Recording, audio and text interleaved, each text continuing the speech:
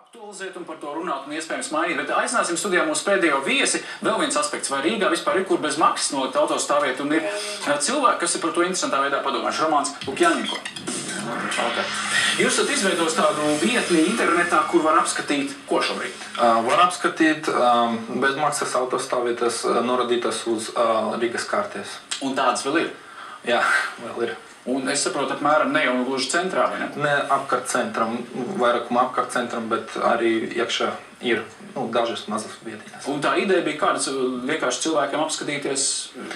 Ideja tāda, lai no sākuma tad bija tāda personīga ideja, lai nevajadzētu katru reizi atcerēties, kur tad ir tā bezmaksas autostāvvieta, bet pēc tam nolēmām to publicēt internetā, lai arī citiem būtu pieejama šī informācija. Vienkārši informācija, kur nolikt bez maksas, saprot.